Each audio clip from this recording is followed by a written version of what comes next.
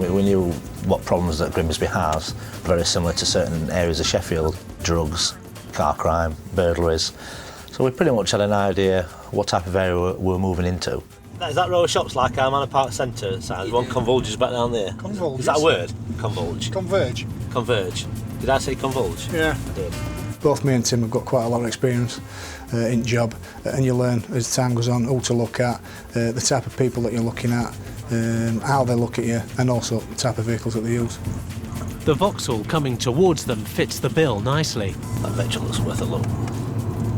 Blue one? Yeah. It might as well have had an orange flashing light on the top and a big sign on the back saying stop me. The driver wasn't wearing a seatbelt. It's November 584 Victor Papa Alpha Blue Vectra. Seatbelts on now. Confirming a blue Vectra, it's no reports present. The previous keeper details from Ipswich. Over. Insurance. Roger, is any insurance shown on that, please? That's a negative. It was showing no insurance. It was showing all the markers that you would suggest that the person is driving it without any form of documentation. Thinking about it? Flashing blue lights from behind can only mean one thing. Still thinking about it? Even if they are on an unmarked Volvo. I'm going to bomb back. Do you know what it is? I don't know, he is. It's time to pull over. Initially we thought it was going to fail to stop for us. We put the blue lights, headlamp flashes on and indicated that we wanted it to stop. He'd seen us, you could see that he'd seen us, and it just took a long time to stop.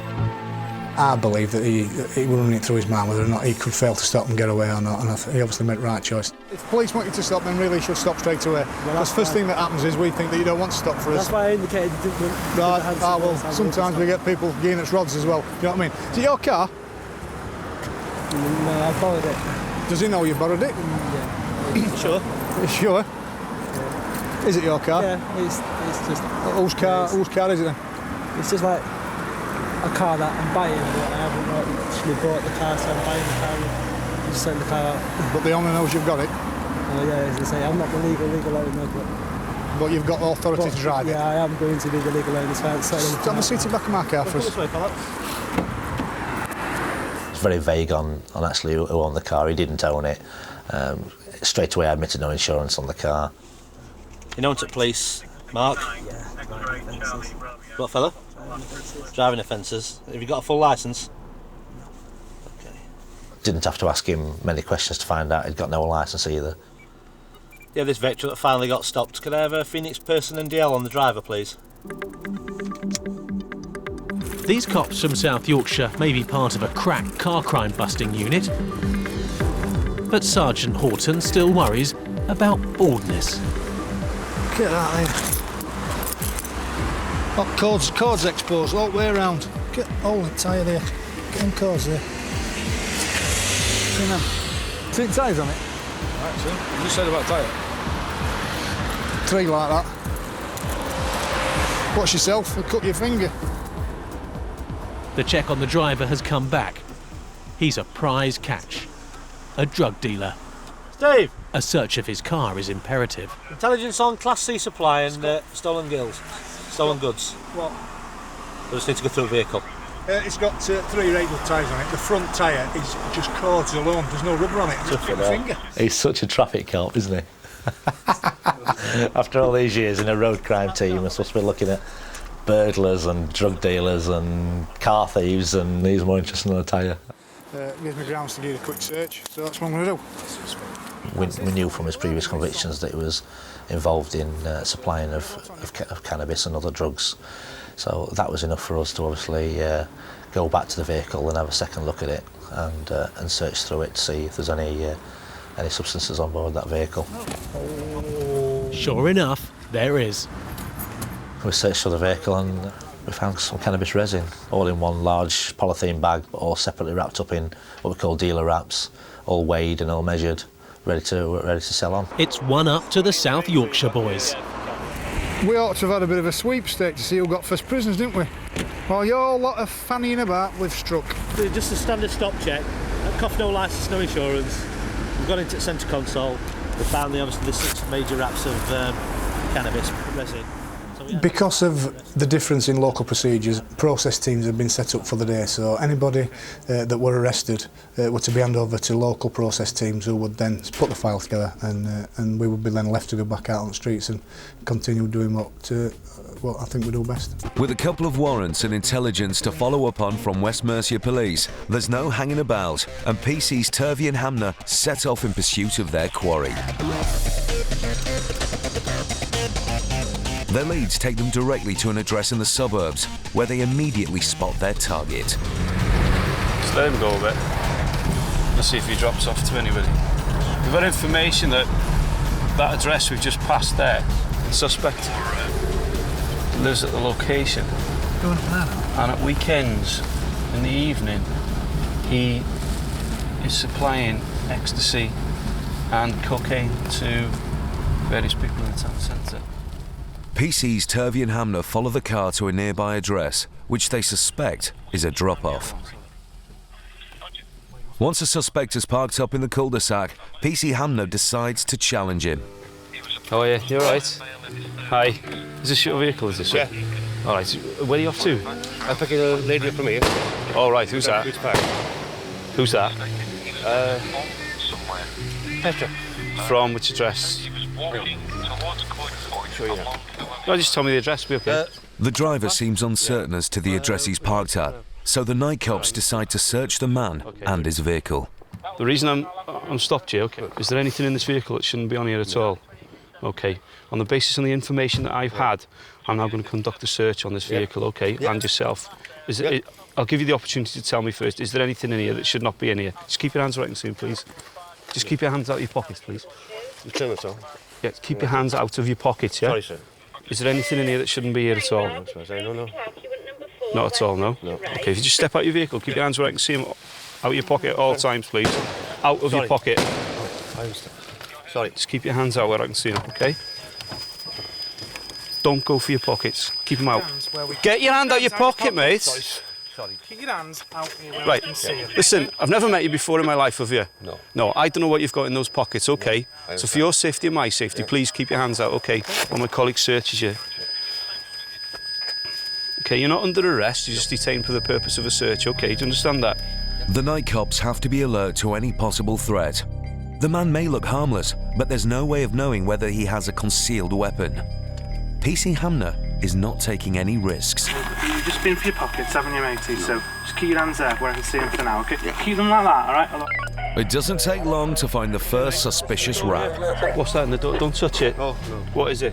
I found it on the floor. Listen, tell me the truth. Stop telling me lies, okay? What is it?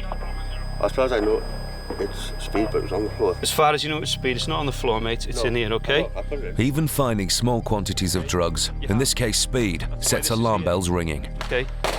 Okay, my colleague's just going to search you. If you've got any more on you, just tell him, okay? Tell me. If it's here, we're going to find it. I will find it, okay? WA Charlie Romeo 02. Just taking him to our car, Andy. Whilst the suspect is searched, PC Hamner calls through for backup. If you have any available vehicles down here at this location at the moment, we would be grateful to do a Section 32 search. We've just stopped this male leaving the address with a quantity of amphetamine on him. Roger, 1891. The drugs seized in the car gives the night cops additional powers. Section 32 allows the police officer making the arrest to search any premises or vehicle where that person has been immediately prior to arrest. Because I've seen you leaving the address before. You've actually gone in the vehicle and we found that, okay? You've immediately left that address. I'm now going to conduct a Section 32 search of your address, okay? And the property within that boundary, okay? Will I be finding any more in there? I'm not giving you a chance to cooperate now. There's nothing else in that address at all, okay? The power to search premises, they're essential because, you know, these people have friends and they really will get rid of the evidence if we don't get in there straight away. So it's essential that those powers exist. Whilst the team head over to his house, PC Andy Turvey keeps an eye on the suspect. We've seen him leaving the address. Rather than go and get a warrant, we can do a Section 32 search of the address because we've seen him leaving it. The suspect has had no time to hide any potential evidence, and the team are hoping for a result. Never one to miss out on an opportunity, Sergeant Ian Evans joins the team. Having received intelligence about the location of the drugs, the night cops know just where to look. The intel I've had. Yeah, 226. Is it in the caravan? 712. In the back garden, and also in a swing, if there's a swing in the back garden. Whilst two of the officers make a start on the garden, PC Hamner makes sure the house is empty. Police? Police? You don't necessarily know what's in the house, so there has to be a dynamic risk assessment of what you're going into. You know, it's no good going into a house and suddenly finding this person's got 10 friends there, you know, all high on drugs, for instance. Clear. 2 rooms clear. Having carried out searches like this before, the officers know just what they're after. Basically, anything, drugs or drug-related paraphernalia at this location, to prove that he is supplying. And it doesn't take long to find the first bit of evidence. But a wad of cash and some plastic bags aren't going to be enough to make a charge stick. They need hard evidence. And then, bingo. Oh, do you see this? The night cops have found what appears to be a Tupperware container full of uncut amphetamine. 2358, to get that, to come round the back urgently. It is where it was supposed to be then. It was in there, mate. Was it that, was it? That's that plan. So we suspect it's probably a good block of amphet. £1,000, maybe a bit more. There's more, oh yeah, how to. Maybe a bit more than that. That's a good find. Chuff for that. Well pleased with that. That's a good result. Make sure you take all those bags in. Yeah. That's a good find. Well done, Miles. Good job. It's not just Sergeant Ian Evans who's chuffed. It's one of them that comes off, isn't it? It's one of them that you can watch it and watch it for weeks and not get anything. 2 minutes. It's the right place at the right time. So it's a job well done for the police, but it's not over yet. Sergeant Ian Evans goes back to the car to complete the search, and there are more treats in store. We've just searched the car now, just behind the ashtray here. We've just found 2 further bags containing what we suspect to be maybe 4 amphet deals in this one, and about 6 cut amphet deals in that one already, all ready for distribution. So hopefully, that will assist in trying to prove a charge of possession of intent to supply. Following a strip search back at the cell, the police found 4 more bags of amphetamine stuffed into the suspect's shoes. Plenty to secure a charge. Overall, the search turned up about £3,500 worth of amphetamines, which could see the suspect go away for up to 5 years.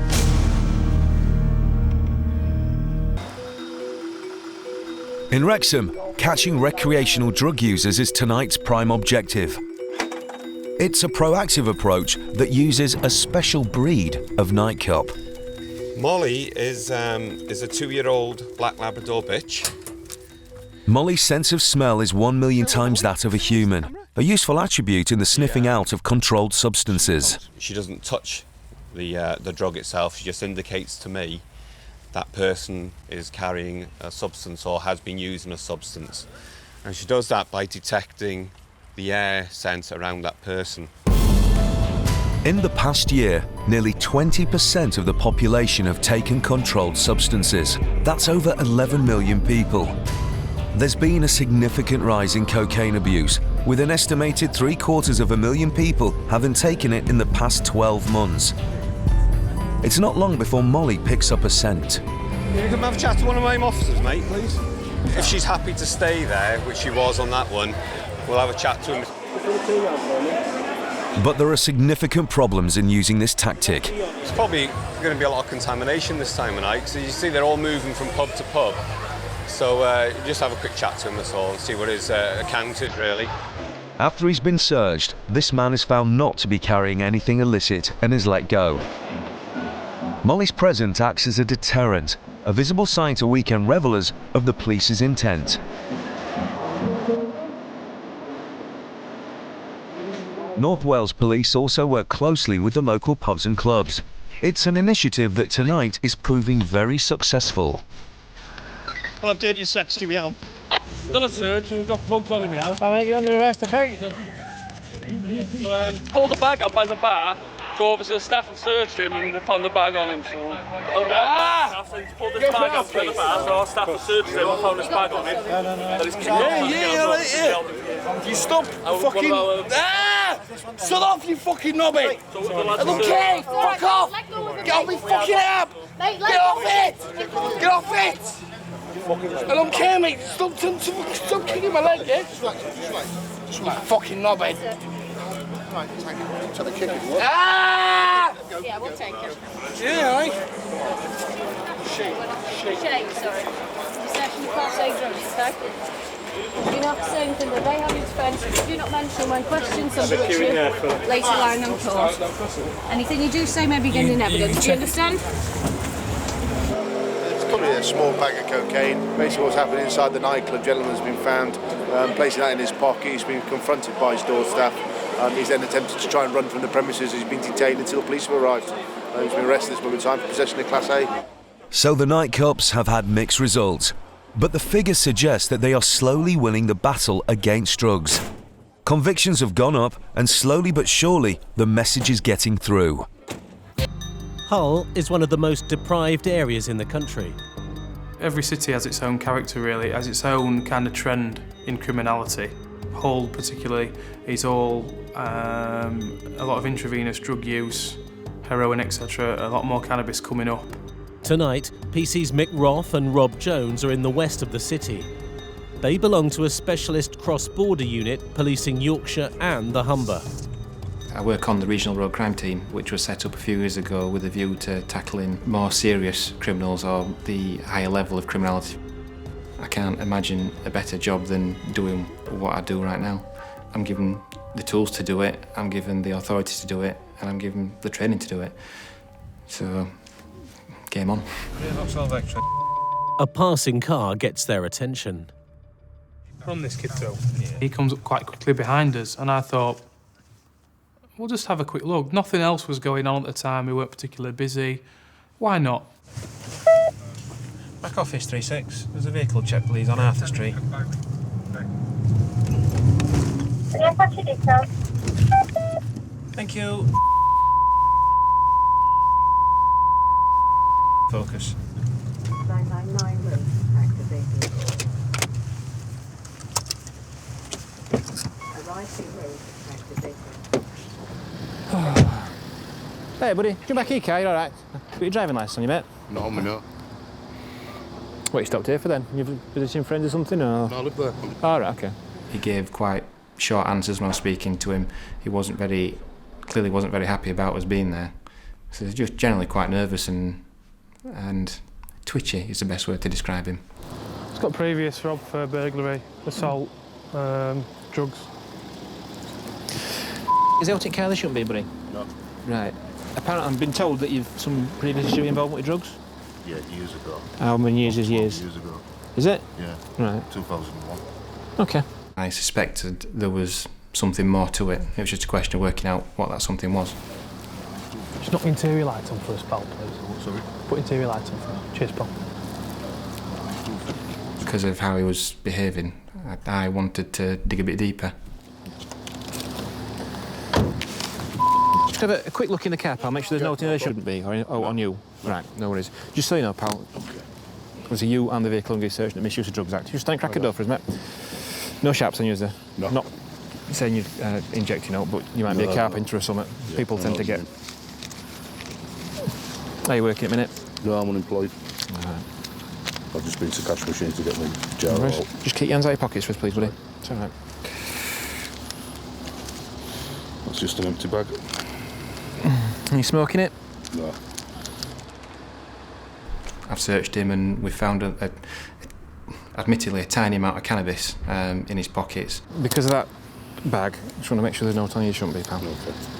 As soon as we found that small amount of cannabis, that was our cue, that was our in, if you like, and almost like the lights had turned on. Great, now we've got some drugs, now we can get into this guy. Yes, mate, come and assist if you don't mind. Rob calls for backup while Mick continues to search the car. There's a lot of sweet wrappers. No. Even though they find nothing else, the man's nervous behaviour has left the cops believing there may be more to all this. There's absolutely zero in it, it's just an empty bag. It's just that, I appreciate that, mate. It's just them tiny bits that we need to sort out. And I appreciate it's tiny bits. The little bit of cannabis we've found and the fact we're so close to his home address made me think, well, this lad's clearly nervous because there's something in his house he doesn't want us to find. We've got to come and sit in yours while we do paperwork, mate. Save sending on the street. People think you're a aggressor and stuff if you're letting people in your houses around here. To me, that excuse was just rubbish and designed to keep us out of his house, which makes me want to go in his house all the more. Is there something in the house? No. You're not growing cannabis plants in there, don't daft like that, no? It's just be double happy with some ID, mate, as well. Yeah. Just giving them a bank card. I know, but some photo ID for something else. Okay. Let's go and have a look at the house. Mick and Rob already have enough evidence to caution him for possession. And if they can persuade him to let them into his house, they believe they may find something more. Back in Hull, PC's Rob Jones and Mick Roth have persuaded the man found with a small amount of cannabis to take them to his house. And they're hoping to find out why he was reluctant to let them in. As soon as we've walked through the front door, as I've looked to the left, there's a relatively large amount of cannabis on the table. Are you giving us the right address then? Hang on. Yeah. Is the hotel in house? Seriously? No. I'm going to look round, all right? Well, not really, no. We'll do it formally then. When you arrest him and you say, look, we're going to look around the rest of the house now, and he says, actually, I prefer you didn't, you know there's something else in it. Now the man has been arrested, Mick and Rob have the power to search his house. But before they do, they want some answers. Is there a grow? Yes, there's a grow in the house. Listen, sit down then. Plonk your house down a second. Look, don't get yourself upset. I'm walking up the stairs and already you're thinking inside, this is great, what am I going to get up here? He's made an admission, this is why I come to work, this is why I'm here to tackle these kind of people. Here we go. And you're kind of excited, is it behind this door, is it behind this door?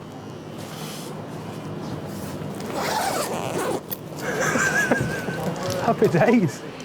As you unzip it, the smell hits you, the light from the lamps hits you, the heat hits you, and you think, great result, absolutely great result.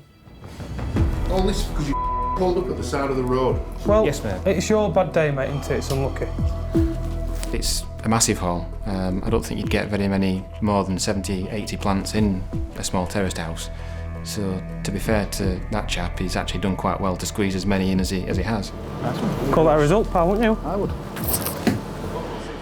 If the moment's right and the luck's on your side and you put yourself in the right place at the right time, it just pays off. It's all worth it. It is all worth it. More cops are brought in to search the house. And as they discover more cannabis plants, they suspect they may have stumbled onto something bigger than they first thought.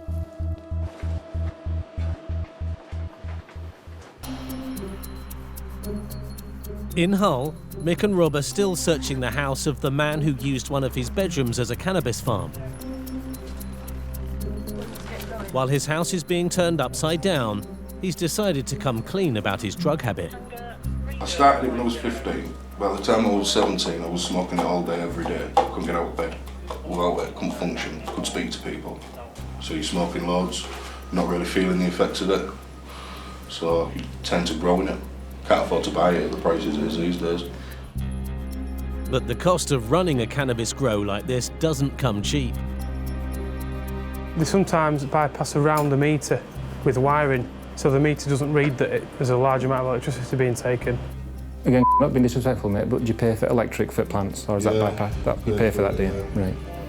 What's Lucky Bill like, mate? Because you're not bypassed it, have you? It's expensive. Yeah. The man's claim to grow his own cannabis to save money doesn't seem to add up. I think the recession's hit the country as a whole, and I think people are turning to other ways of extra income, if you like. Some people are doing other things, second jobs, and that kind of thing. This guy's second job is to grow cannabis and sell that. Do you reckon there's about 50 deer upstairs? She's all in order, she's fine. Yeah. But the man claims he doesn't sell it. He smokes everything he produces himself. I smoke like an ounce of cannabis every 2 days. And if I don't get it, I go mad on the cigs. I have to smoke loads of cigs just to keep me steady, just to keep me feeling like normal. Those plants will make thousands and thousands and thousands of spliffs. It would take him years, no matter how hard he tries, to smoke the amount of cannabis that those plants would produce. So there is no way on God's green earth that he is simply growing cannabis for himself. The man's cannabis farm will be shut down and all the plants removed and destroyed. He now faces serious drugs charges back at the station. But before being taken into custody, he has one last request. You switch the plug off as you leave, though, to save the lackey. The electric bill's through the roof as it is.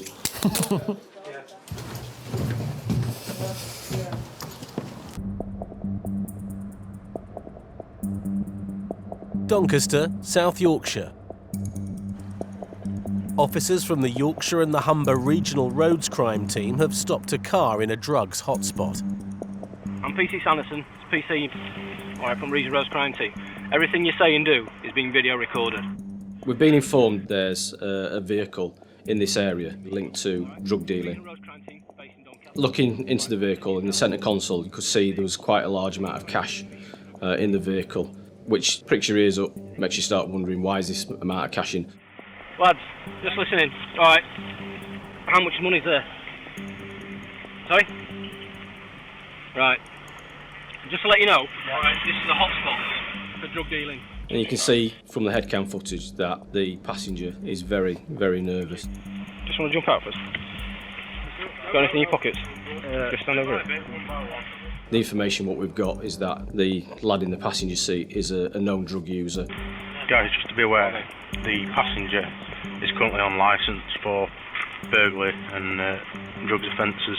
If he gets caught with anything, he's going to be going back to prison, so he ain't got out to lose. It ups the ante. If there are drugs in the vehicle, then he doesn't want to get arrested for it, because potentially he's going to go back to prison. More than a quarter of offenders commit at least 2 or more crimes within a year of release from jail. Once we've got him out of the vehicle, I've checked the glove box, I've checked the footwell, and then I've checked down the side of the seat, and that's where I've pulled the small package out. I suspected it to be a Class A controlled drug. Put your hands up, fella.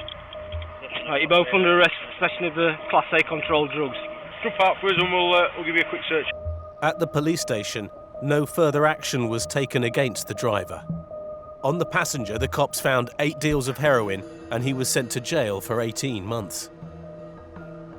Since the Regional Roads Crime Team was set up in 2008, drug seizures in Yorkshire and Humberside have risen by nearly a quarter to more than 16,000 last year.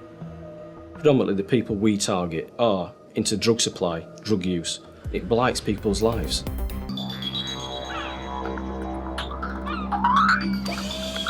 New technology, like the ANPR camera, is leading the way in the fight against lawbreakers. So are elite squads, like the unit PC McGregor and his partner PC Alan Gardner belong to. We are entirely intelligence-led. We get tasked as to where they feel we ought to go and what we should be targeting.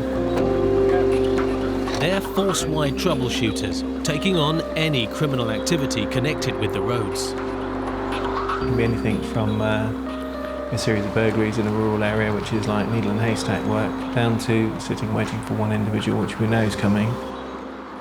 It's just such an individual that Gardner and McGregor have been tasked to take out this morning in Brighton. He's a prolific drug dealer who PC Gardner caught and arrested in a black Saab around here once before. When we started getting intelligence coming back again, this Saab was suspected of being active still. He was on a daily basis doing his trade. I was quite keen to get him again. The lowdown is that the man is dealing his drugs around Brighton's East Side car parks. We'd swept the car parks either 2 or 3 times. And as we were coming back down Whitehawk Road to Eastern Road, he came out of Eastern Road into Whitehawk Road. The cops' resolve has paid off. Hey guys, we've got the vehicle, Arundel Road, northbound, at the eastern end of Eastern Road, see? So we just had to spin it round in the junction and go after him.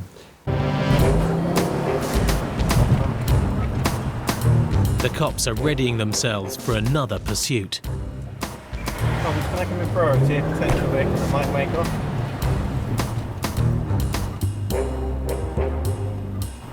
What's your location?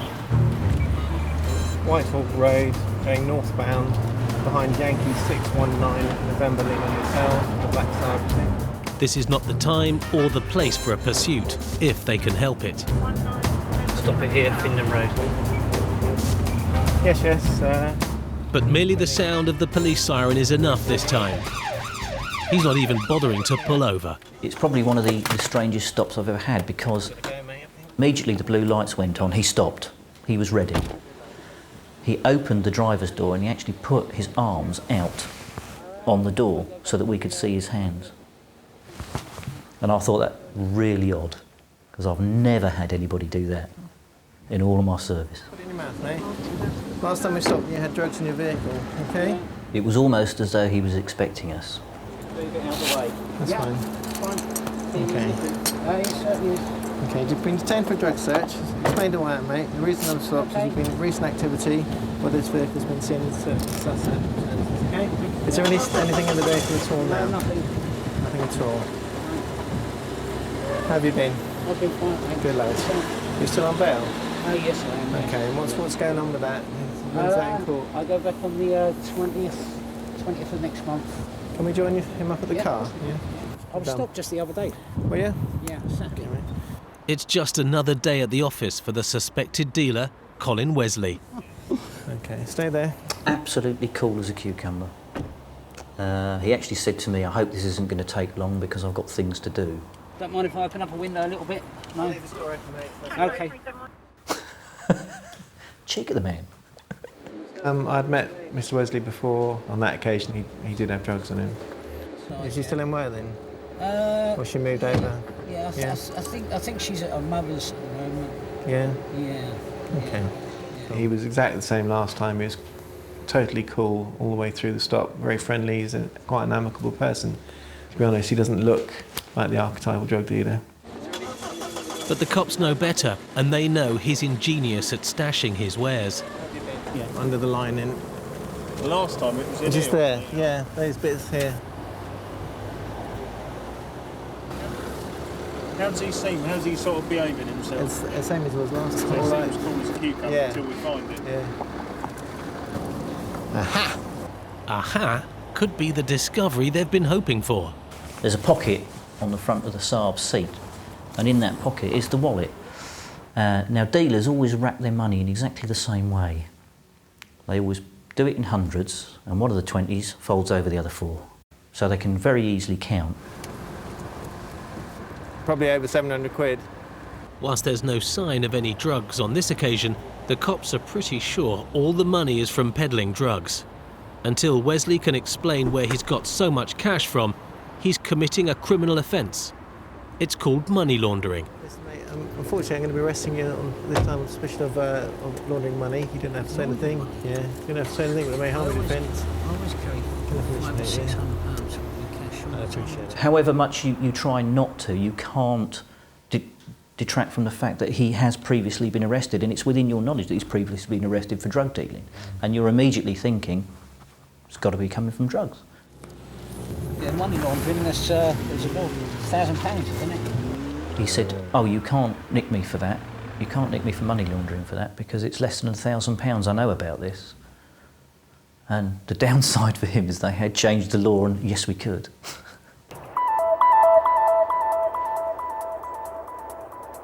At the scene of the drug stop, the cops haven't given up hope of finding drugs hidden in the suspected dealer's Saab. They've brought in a specialist, a good old dog called Jess. We've done the physical search on the vehicle. Now, is it a case of he's actually bringing a bulk load of drugs over here, or is he actually going to buy a bulk load of drugs? And what we want to find is the hide. And the only way to find the hide, if you can't physically find it yourself, is to get the drugs dog in. My search dog is trained to find cash, firearms and drugs. As soon as I heard that money laundering was involved as well, it was a kind of double whammy really, so we had double the chance of finding something really.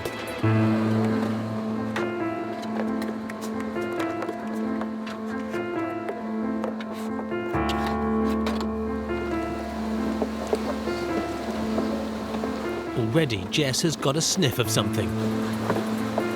There is a cellophane wrapper behind it. It seems to have some sort of foam in it. Foam, it sounds dead, and there's one inside. All right, okay.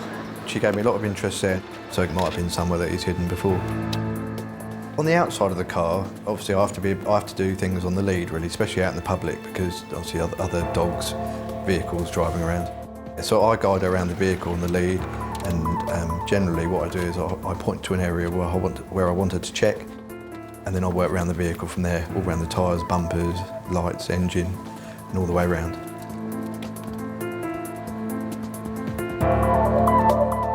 There's nothing on the outside. Time for the inside.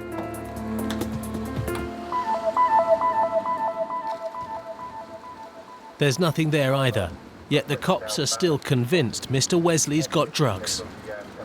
There's one place left worth a look. Round his house.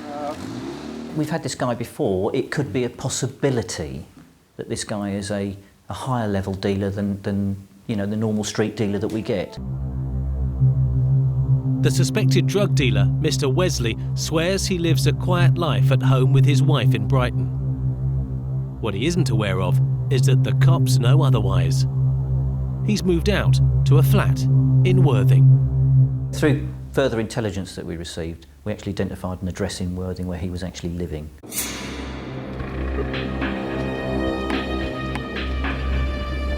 And they're going to pay it a surprise visit en masse. In no more than a couple of hours, a small-scale army has been assembled, not only to search Mr. Wesley's address, but also the flat beneath his that they suspect is being used as a drug den. And obviously they wanted to hit the premises at the same time to stop any disposal of drugs. And this is all happening whilst we're still in custody processing Mr. Wesley.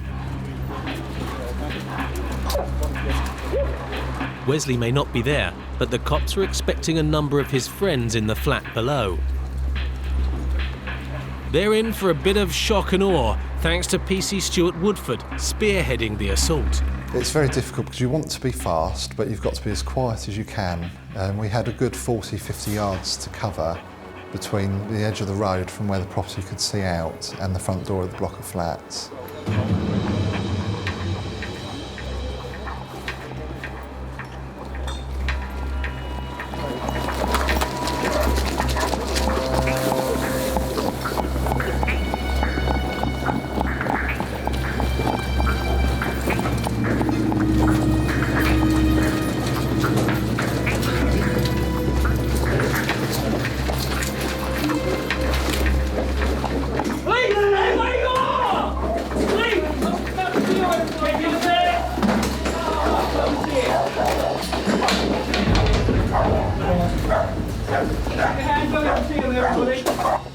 The ground floor flat underneath Wesley's is the first to be hit. Who's the actual owner of the premises? Like, okay, we have a warrant here. And it's not for the first time. We're going to search you further now, right? So if you've got anything sharp on you or anything you shouldn't have in your pocket, nothing going to hurt myself on or anything, no? It's a citric acid which is used with drugs. You're going to look wrong, is he? No, he's fine.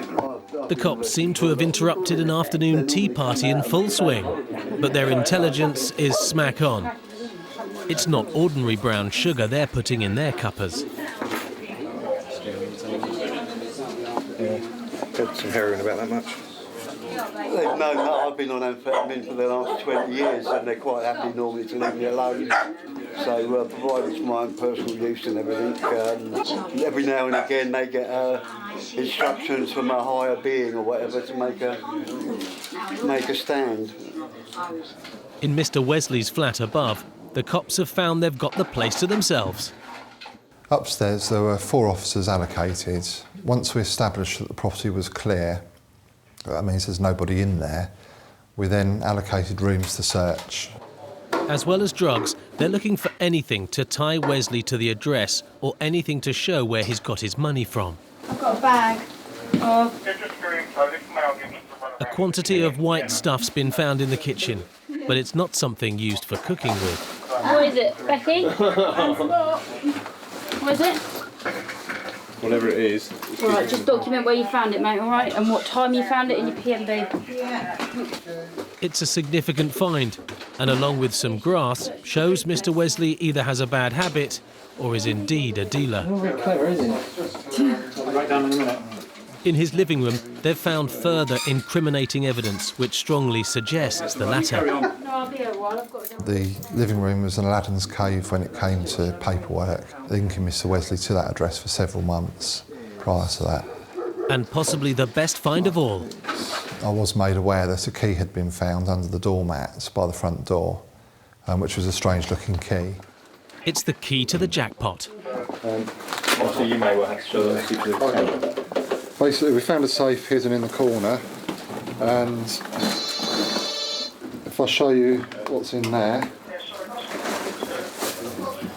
there's just thousands of pounds and what we believe to be a quantity of drugs. Ching ching. Not a bad afternoon's work. In the safe, as well as the heroin, there were other prescription drugs. There was Viagra, there was several other, Tamiflu was in there as well. It was like a hypochondriac's paradise. Okay. But I'll look it now. So back on there, so photograph what you're putting back on. All right, that's how it was found. Finding that amount of cash and that amount of drugs is a brilliant feeling. It's what every policeman joins for. In Sussex, on average, every single motorist is scanned by an automatic number plate reading camera 100 times a year. As well as fixed camera positions, the network also relies on mobile ANPR cameras built into police vehicles. In Pulborough, in West Sussex, PC Phil Mann has one in his car, which has just been set off. Basically, the vehicle went past us on the road in Pulborough and activated our system ANPR, which is inboard the car. It makes a noise, like a whooping noise, and then it comes up the briefest description, like marker for drugs or PNC intelligence. So you basically know on the scale of 1 to 10 how important it is. The information that's come up is high enough on that scale to warrant giving chase. No insurance and drugs. It could be another dealer doing his rounds. When I got up behind it, I could see from the rearview mirror it was a young lad. I could see what sort of car it was, so yeah, expectations high, but he pulled over. If you just take a seat in the back and I'll just explain why I've stopped you. Like Mr. Wesley, the young lad doesn't resemble an archetypal drug peddler. There you go. Well, we're done. Hey, basically what I've got on board is an ANPR system. Oh, yeah. He'll stand out there. Oh, it's right? come out no insurance. I've got my insurance certificate in the car. Oh, you got it in their car, have you? They pulled me over. He doesn't resemble who he's named after either. Well, I asked him his name, proof of identification, and he informed me his name was Damon Hill. Damon, as in the famous driver. Fantastic. Lovely. That's your car, yeah? Pardon? It's yours. It's your Mum's mum's insurance, but my car. It showed he was insured, albeit on paper, but my experience in paper documentation is sometimes it's not worth it, the paper it's written on. How long have you had it for? Only his insurance company will convince PC Man that Damon Hill isn't driving around uninsured. In the meantime, he needs to find out if he is a drug dealer. Uppermost in my mind is the drugs, because you've got the preservation of that evidence. That's the sort of stuff that can go missing. If he's got it in his pockets, when you're talking to him in the back seat, it gets shoved down the back. So I dealt with that first. Insurance is the second thing, really. Your car? Yeah. Everything in it's yours? Yeah. What's with the drugs grinder in the front?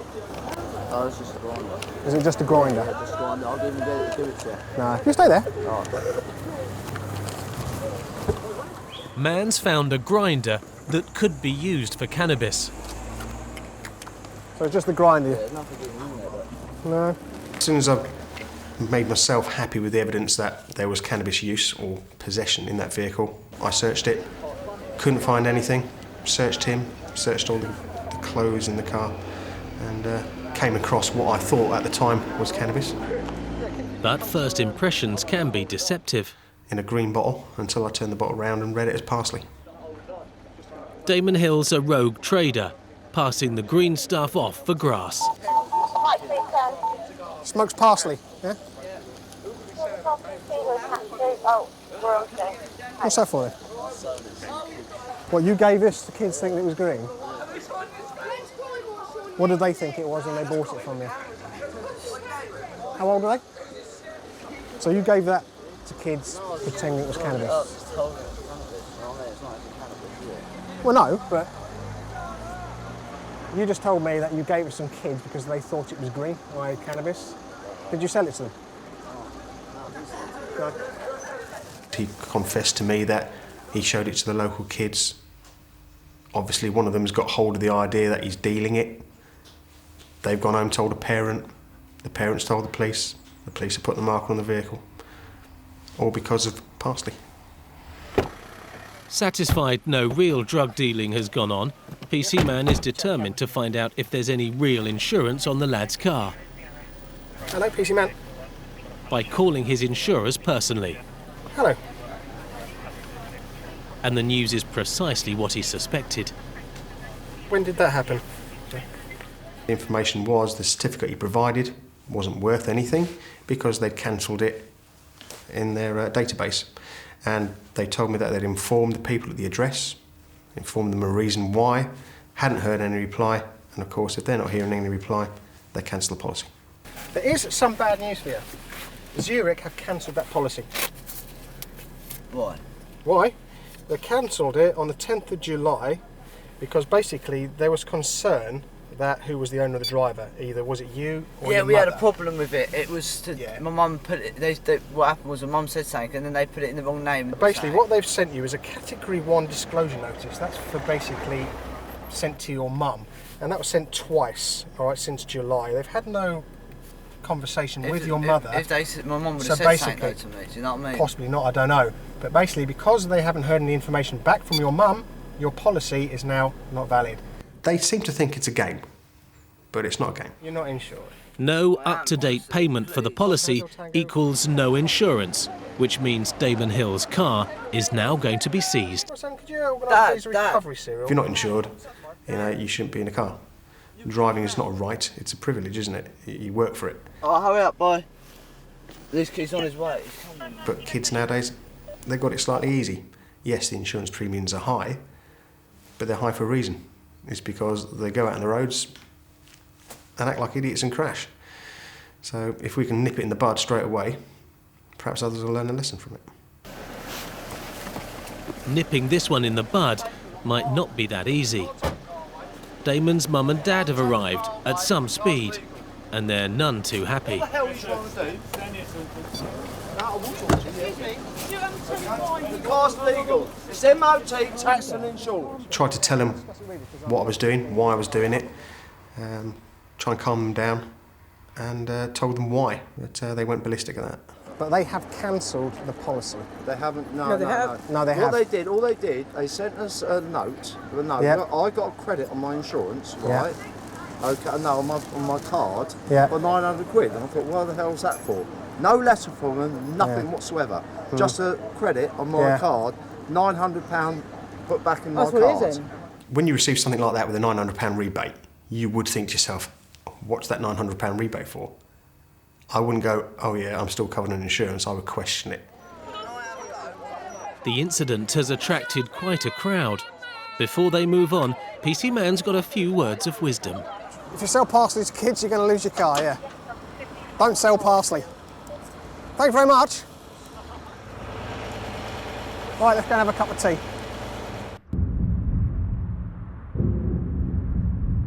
Dave and Mick are hunting a black Honda that they believe has been used in an armed robbery.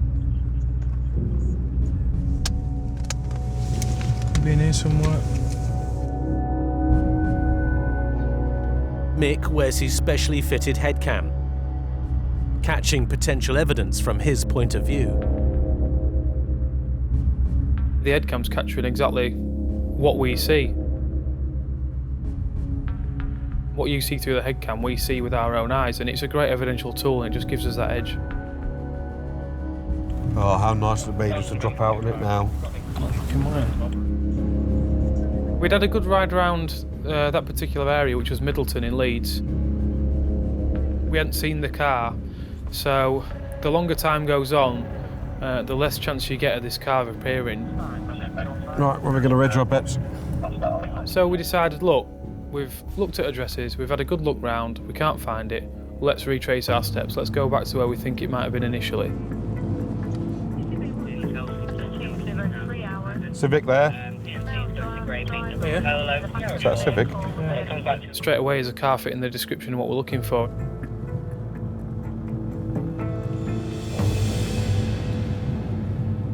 That's it.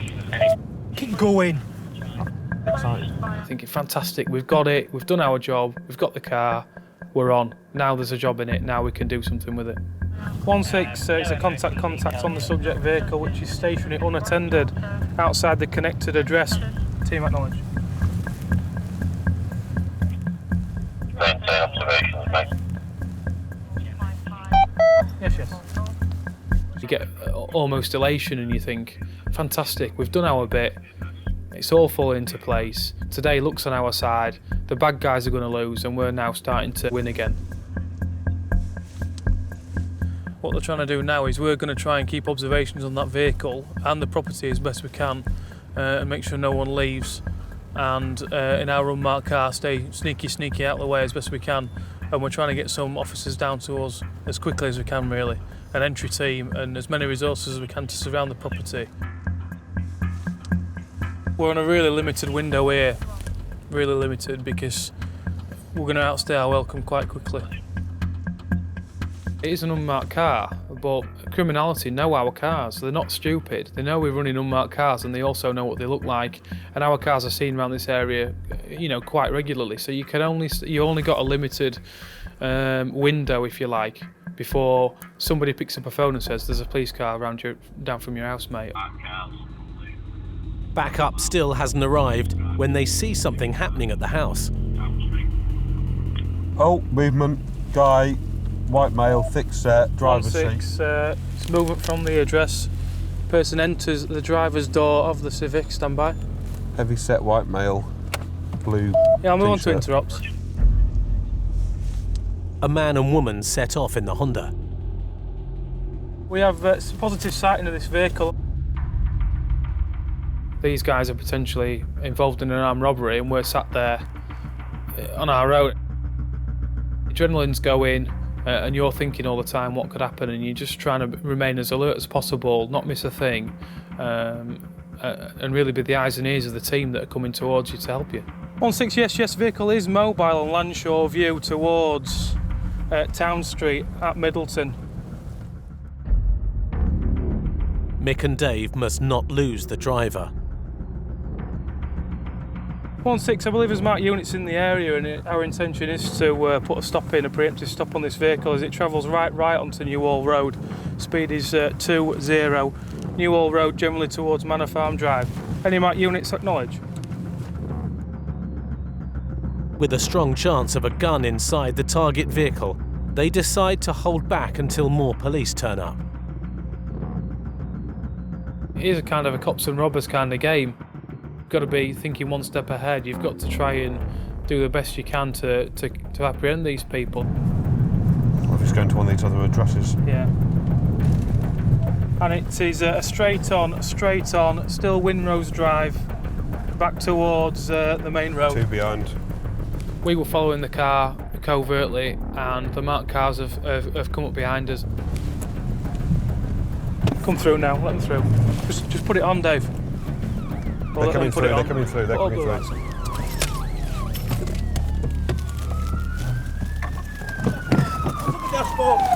your hands up on dashboard now. Put your hands up. Go on. Get your hands out, Chuck. Yeah, that's anything remember. Kidding me?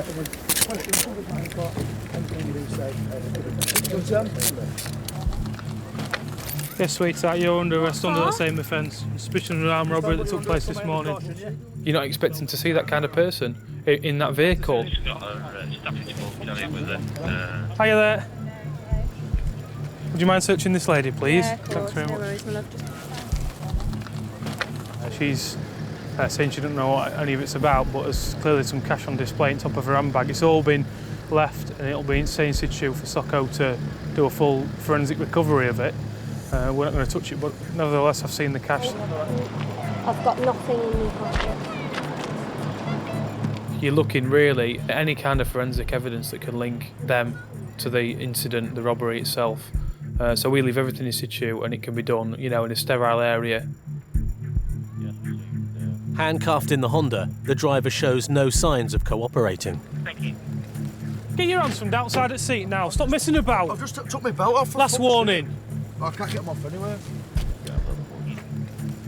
The head cam captures me moving around. It captures what I'm looking at, what I'm focusing at, and ultimately on this, you're looking, you're sizing people up, and all the time you're just checking what's going on, and you just, you know, forming your own risk assessments, if you like, as to who are these people? Are they dangerous? Do they look like they've got weapons on them? And the head cam just gives you that view, which is great. Word quickly spreads around the neighbourhood. Go to my house and tell I've been locked up. Yeah, please. Go to... Mate, you're causing grief for yourself here, aren't you? Disappear off now. The estate where we were working there is a tight-knit community. These two lads walking by happened to know the occupants of the car. The driver was saying, get to my house, go and speak to whoever at my house. And for us, yeah, that's a kind of a coded message to say, get round the house and hide any evidence that's there of any of these offences. These are just 2 of 300 arrests the West Yorkshire cops make every day. Got anything in your pockets, mate? No, not at all. We'll put them 6 back in there, mate. Oh well, there's a job in it, Dave. About time. About time we had a little job, pal, innit? A little jobette. Later, addresses connected to the suspects are searched. There's evidence that they've been spending large amounts of money.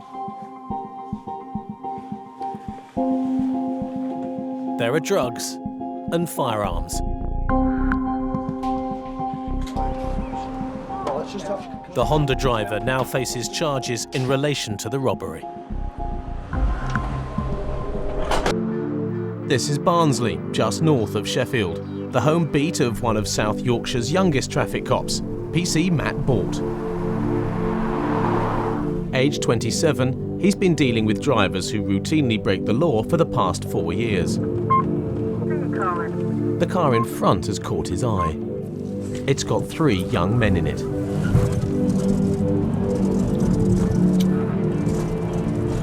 Says Tango Romeo Bravo 2. Vehicle check, please. Hoyland Road, car number 401. The police computer says it's registered to an address in Northumberland. Gateshead? Oh, here we go. Yes, thank you. Well, I don't think these lads are from Gateshead. When I've checked the car, it's come back to somebody living in Gateshead, which is strange.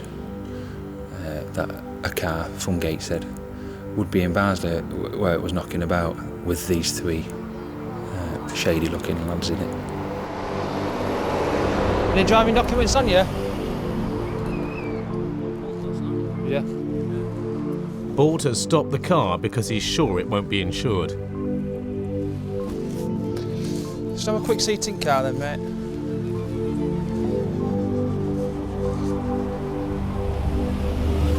So it was a case of getting the driver, finding out what his story was. How long you had it? Got insured yet? Hello, Romeo Charlie 2. Not yet.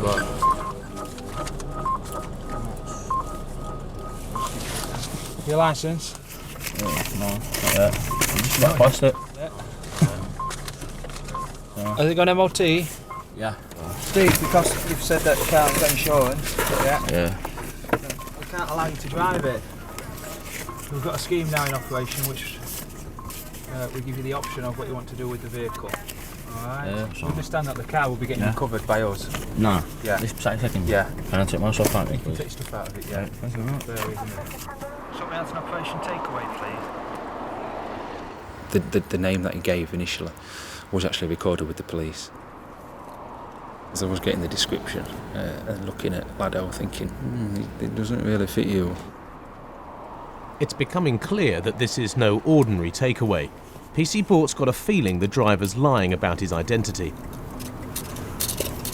Thank you. Could I have tour fill, please, with Tango Mike Bravo 2? Yeah, Mick, is there any chance that you could join me on Kirkbourne at Hoyland? Bort needs to get more traffic cops to the scene, fast and discreetly. It's a case of trying to be a bit coy. So I was trying to play this bluffing game with him in asking for my colleagues to come and assist. They do pick up terms, so they do know a lot of our terminology, and they sense when you're starting to be a bit suspicious with them. Suspicious is a term which fits this driver. For a start, he can't keep still. You feeling all right? You seem to be... Are you rattling? Rattling is a description used for people who are suffering from drug withdrawal symptoms. But help is at hand. Bort's colleagues from traffic have arrived. They will enable a full search of all three men and their car to be carried out. They're all rattling. Eh? No, they're all rattling now, so they need good searches. Put your stuff on side, mate, just want to do a quick search. They will take no chances. Addicts often have needles concealed in unusual places. Just empty your pockets on here for us, mate, please. Have you taken something? Have you had a joint? Have you? How long since you had a joint? What's your first name, mate? Andrew. I wasn't hearing. Just put your stuff on top of the line. Is that it for sharps? Yeah. Because I ain't happy if I find some. Oh, then turn around that way.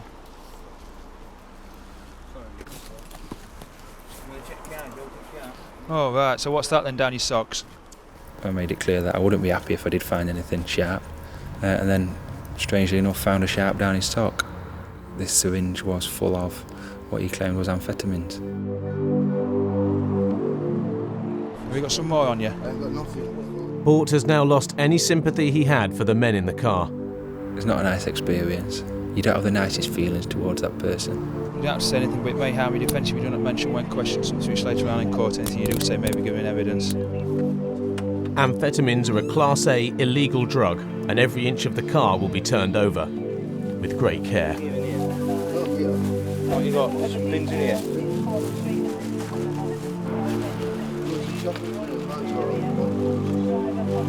There. Use pins? Yeah. Sit back in car then. 25, 30 syringes in here, quite a few of them which had been used. The toe tapper was in his car. He seems quite incoherent, as though he's taken something earlier. So I took the decision that he was going to be coming to the police station until I could establish his correct details, because I didn't believe who he was. He then all of a sudden started becoming upset and told me that, yeah, he was actually disqualified. Put your hands like that. Yeah. Look, look. Disqualified and uninsured is not what makes this stop unusual. It's the drugs. Very rarely find hard drugs on people. They're rattling that much that as soon as they get them, and they take it straight away. Very rare that they would find a spare minute to be transporting it around. I've just bought this car. Can I go and push it round the corner? You've just bought it? I really have bought it for 65 quid. Oh dear, because he's saying it's his. Yeah. But I've just bought it, I think that's what I'm saying. Not what he's saying, mate, and he was driving it. They were driving it. But it's his car, so... It is his car, but I've just bought it. Fuck, man, just try some. One of the men isn't in trouble. He says it's his car, and as no drugs were found on him, he's going to be let go. But not the car. It's going to be taken away to be crushed and recycled, whilst his mates get taken to Barnsley police station. We arrested him for disqualified driving and for being under the influence, unfit whilst under the influence of drink or drugs. So we're now going to Barnsley, and we'll put him on a breathalyzer to negate any alcohol, and then we'll request the police surgeon come out and test him, have a look at him and see if he thinks he's unfit to drive.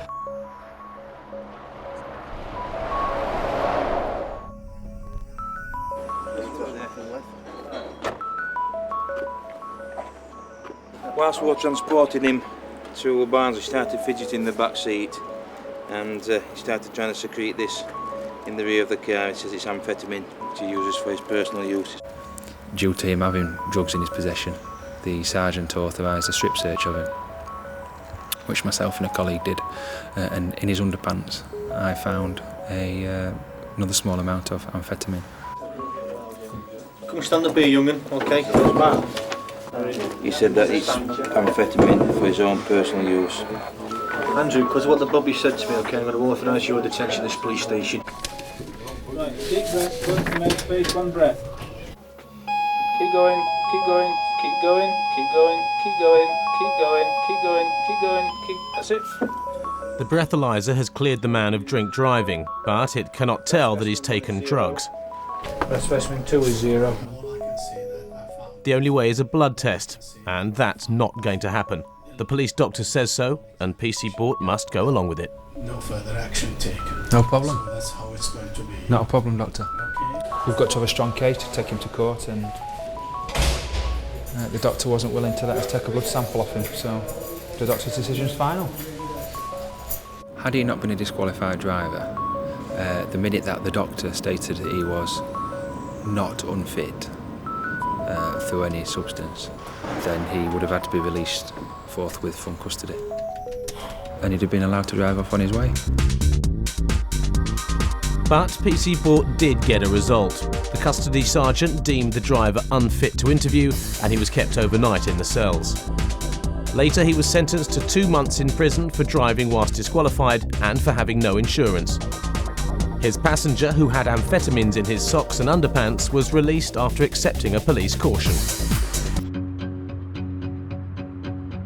20 miles east in Dewsbury, officers Andy Howarth and Richard Clark are also working the night shift.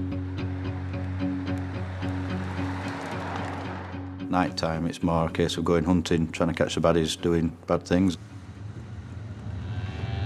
And it's not long before Rich spots a target. This little moped comes down our near side with one of those annoying exhausts that sounds like a swarm of wasps chasing you around. Leave motorbikers alone. It's got L plates, it's got helmet, it won't do anything stupid. Because I was once a teenager vagging around on mopeds or Vespers as they were back in my day, and we were a pain in the backside to everybody that heard us and saw us, so I have a little bit of tolerance for them because, you know, that was me when I was a young lad. But it's the Golf travelling with the moped that Andy's more interested in. So, yeah, what's wrong with Golf with his dodgy number plate? Yeah, let's have a look at this. Alright, mate, hello. Right on Broward Hill, what a wonderful place to stop.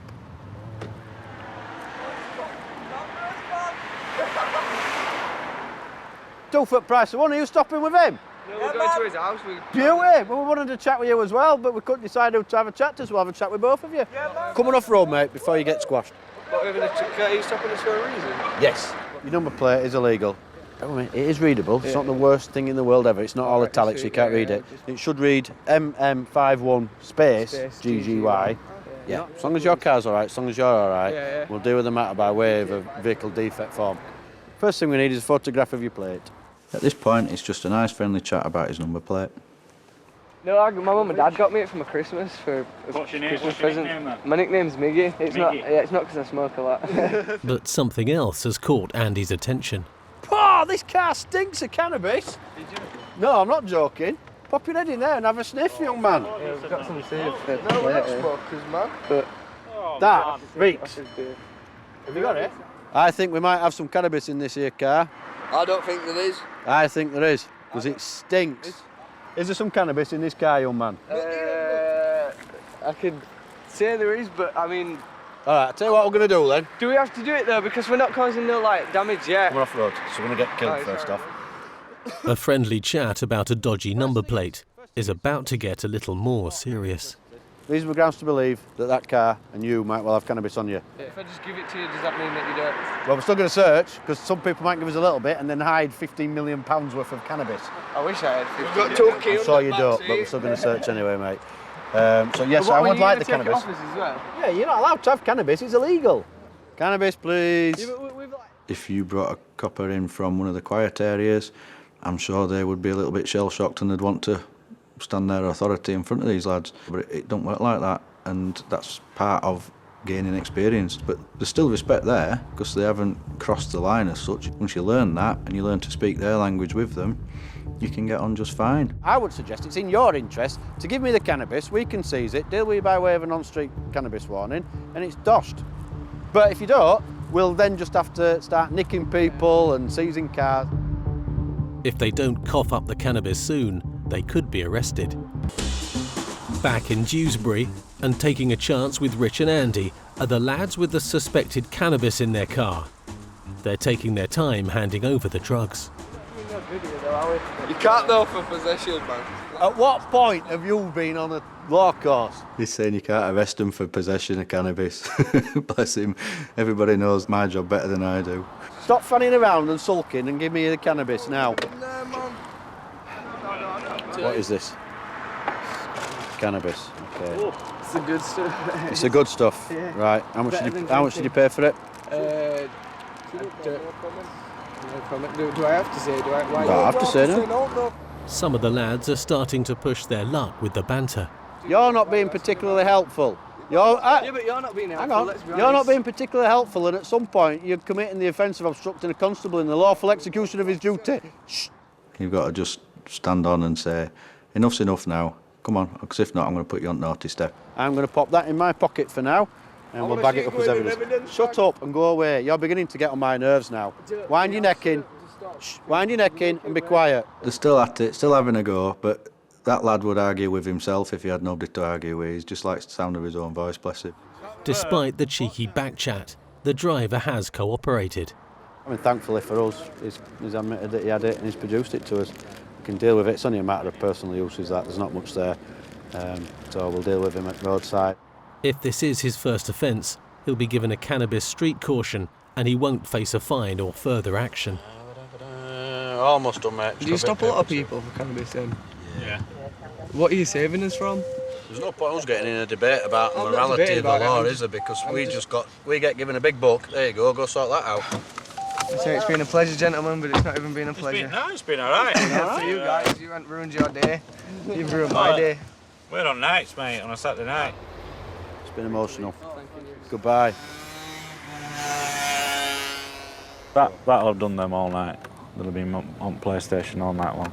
Which, you know, off the streets, in the house, not causing any bother, but it's still a big problem. It's a controlled substance, and until the government says otherwise, we've got to do our bit. Chuffing Nora, we've got a lot of paperwork to do now. They like to try and get one over on us, and it's all part of the game, playing the game and having the banter and then coming out smiling at the end of it, having won. 3 miles away, PC McIntosh and Sergeant Simon Goss are responding to reports of 3 youths stealing a car. We got a call down to Fratton. There was a report of 3 young lads who had been seen hanging around cars.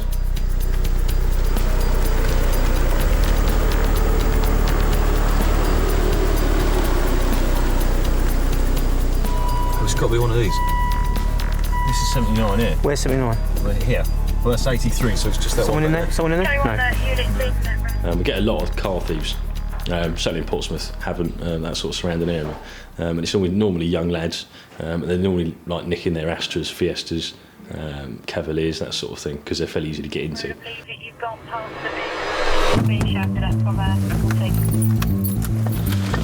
going to be just up here then.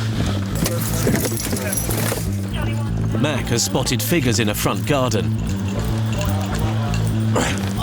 Oh, hello, mate. You're next. The pair of you. Vehicle interference. Did you? Unlucky. Get up.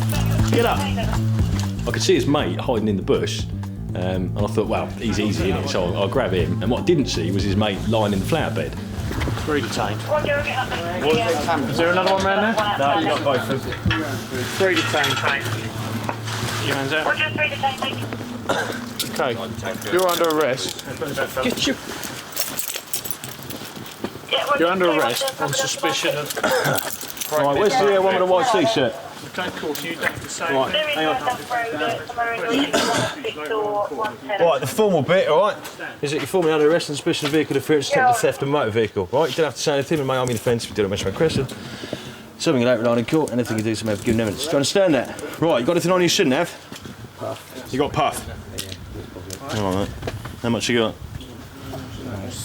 Just leave it. Ever oak fellow? Got your gear there. What is that? Oh, bit of cannabis. Cannabis. All right, just put your hands up a little bit. All right. Sit yourself down there. Mind you head on the way in, all right? Can you straighten your hat? Straighten your hat for you. What's that? So you still look good, is that? Swing your legs in, mate. Do a shut the door. We've driven past them because they've all disappeared into one of the bushes. The area car's seen one of them hiding. Obviously, I've jumped into the garden and found the other two. Unfortunately, one of them was right underneath me when I jumped, so I think I landed on his Queen's shield. You landed straight on him and all. I thought I did. He didn't sound happy, did he? Stood straight on his, his crown jewels. He said, do you hear what he said? Oh, you just sit up and down. Oh, did he? I said, oh, sorry. Then, should he? Yeah, so they've all been arrested. The Ford they were trying to nick is metres away from where they were found skulking. And what they'd done is they forced the door open and obviously then started making the attempts to steal it. So they hadn't actually got away with the car. The lads have been caught in the act, and apparently it's not the first time. You all right? You all right? Yeah, how you doing? He's all right. He obviously know him, didn't he? Mister. You all right? Yeah. Told you he's at the thumb. Bless him. One of the night cops' top priorities is to halt the rise of drug abuse. You can get contacts. We've just searched the car now, just behind the ashtray here. We've just found 6 cut amphet deals in that one already, all ready for distribution. So, whether you're snorting Bolivian marching powder off a toilet seat or growing a small rainforest of weed in your back garden, Going the right to the black. the police are determined to track you down. By some huge percentage, the majority of information that comes in from the members of the public is about people dealing drugs. So there is really an abhorrence, not just in the police service, but by the public in general, of people who supply drugs. You know, they kill our children. They have absolutely no compassion for the person they're supplying them to. They're merely a means to their own profit. So you can see from that I really, really despise drug dealers, and I will do all that I can to arrest as many as I can and convict as many as I can and dissuade as many people from coming into contact with them. Police vigilance is crucial in the war on drugs. For the officers in Wrexham, keeping eyes peeled often pays dividends. What's he doing now? Is Callum in a spliff or something, is he? Have a word for Especially when they pass dark alleyways. These two haven't got a clue that the night cops are onto them until they're literally on top of them.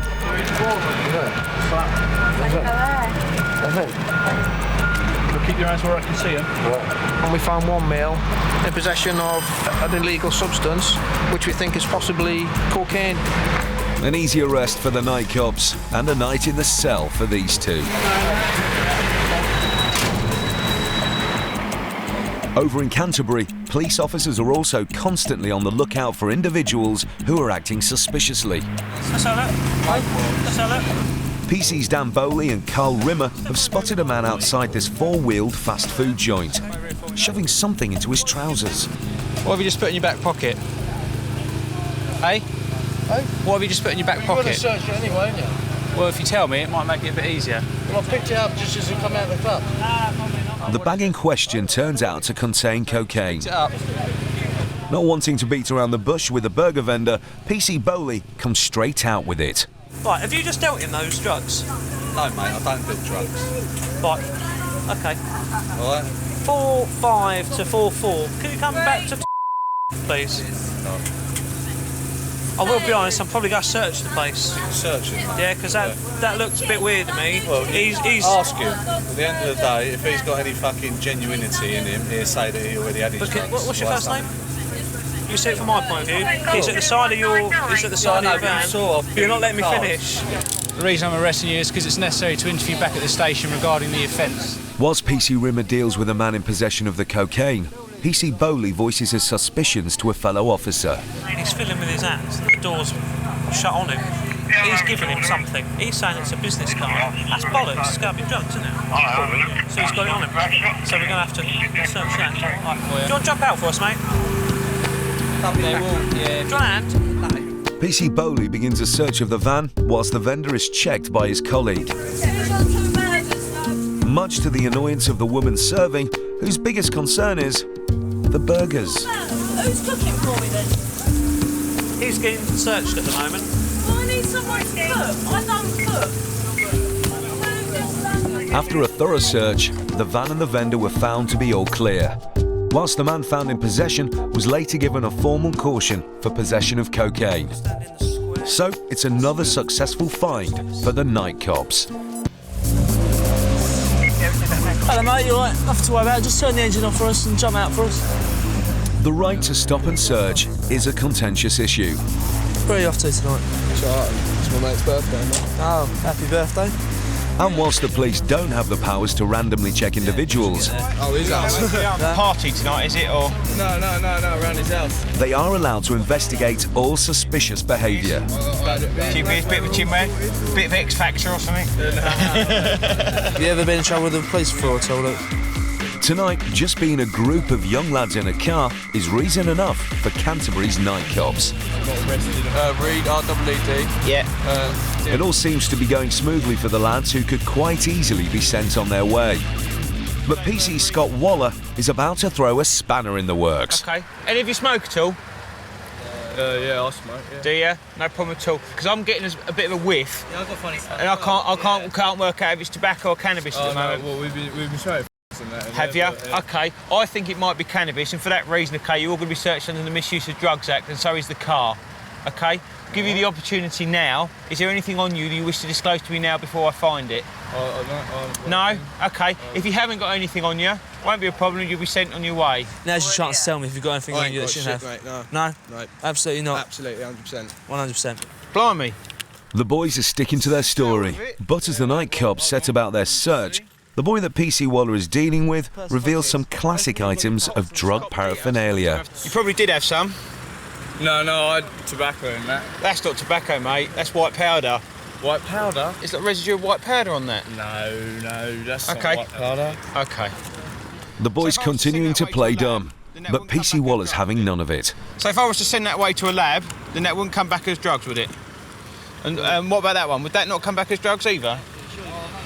Mate, it's not my first day. I'm not going to nick you for possession of a plastic bag, but it's not my first day, and that's got white powder in it, hasn't it? It's not powder, mate. What is it then? I did have a bit of weed in it a couple of weeks ago. Right, okay. But that bag, look, see? White powder. You can see that. That's just residue of cannabis. Okay. But you don't smoke drugs? What? That's what you first said to me when I stopped you. No. I asked you if you'd had a smoke or you smoke, and you said no. You said I smoke.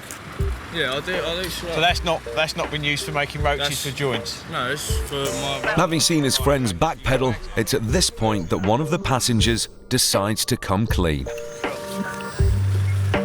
Sorry? Has he just coughed it up, has he? No problem at all. Sure enough, it's a bag of cannabis. And... You'd have this and have a bag of gear, yeah? You ever been arrested before? Is that, You have. What, for possession? On Sky 3 as well. Okay. Hey, jump, mate. Because the boy's been cautioned for possession of drugs before, the night cops will have no choice but to take him in. I know you've given over a bag of gear. All right. You got anything else on you at all? Is that it, mate? Okay, mate. Bit of back end, bit of this. Okay, no problem at all. That's what he gave you, is it? No problem at all. Know what that is? Do you know what it is? Yeah. Okay, no worries. Whilst the boy's being processed, there's one last thing for PC Waller to do. The remaining 3 boys will be allowed to go. Despite the fact that their friend was found with drugs, they still feel there's been an injustice. I do think police discriminate youths a bit, but that's the way it's got to go, I suppose. And yeah, pulled safe for no reason, but what has to be done has to be done. PC Waller puts the sequence of events down to something entirely different. It's partially experience, partially luck. Depending on how experienced you are, depends on what proportion of luck you need, so... Whether it be experience, luck or both, it was a stop that pulled up results. Take your shoes off at the door for us, please, mate. The northwest of England has the highest rate of illegal drug use outside of London. In Macclesfield, the local drug squad are trying to do something about it. A drugs bust. The crime car cops are here too, providing frontline muscle. Usually traffic cops carry traffic cones and warning lights in their cars, but the crime car has a boot full of riot gear. You have to wear this every time you go through a door, basically. And obviously the crime car's now merged with the traffic unit, so we still assist and still take part in these sort of operations. They'll go through the dome and 4 or 5 of us will back them up as they go in. Basically looking good in his Ray-Bans. Tim Humpage, a detective, used to be a crime car man. I actually worked in the crime car for 6 years, and I moved from the crime car to the CRD. So I've got a very good rapport with the people in the crime car. We're all fighting the same battle against the same people. At the end of the day, if we don't help each other, we're not going to be successful in the fight. The drug dealer being raided lives on an estate in nearby Knutsford, a leafy suburban town, not the typical drug problem stereotype. Drugs is everywhere. It doesn't matter where you live or what sort of society you live in. There are drugs, unfortunately, creeping into every single part of the country. Because what you've got to bear in mind is drugs feeds other crimes. The squad are now on their way to arrest a man who set up his own small business, selling drugs out of his ground floor bedroom window in the middle of a housing estate. So we're going to have to run back up the street here and come through the alleyway. Just starting to kick in a bit now. We'll make sure the van's locked. With the main assault team attacking the front of the house, more officers have been sent to cover the rear to make sure nobody gets away. This time, force isn't necessary. The raiders have been spotted from the lounge, and the front door's already open. What the hell is going on? The suspected dealer is at home, but so too is his less than pleased mother. I got the impression straight away they were not expecting us whatsoever. His mum was particularly vocal. It's typical sort of reception, you know. End of the day, you've got quite a large amount of officers coming through your door unexpectedly. They're not going to put the kettle on for us, are they? I'll tell you truthfully, we do have a smoke, but we do it socially in our own house with nobody else here. I have 2 every night. If that's what you want, fine. The subject is in the premises at this moment in time. He's just been searched, and obviously there's a search of the rooms now taking place. Just calm her down. Next to his bed on the bedside table was quite a large snap bag, which is basically a sealable bag, clear bag, containing brown vegetable matter. My experience, I knew was cannabis.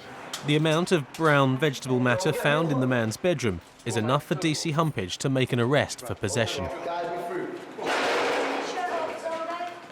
on, sir, I've got you. Come on. Guide me through. On the estate, at the house where the dealer was suspected of selling cannabis from his bedroom window, the search for more drugs is producing results.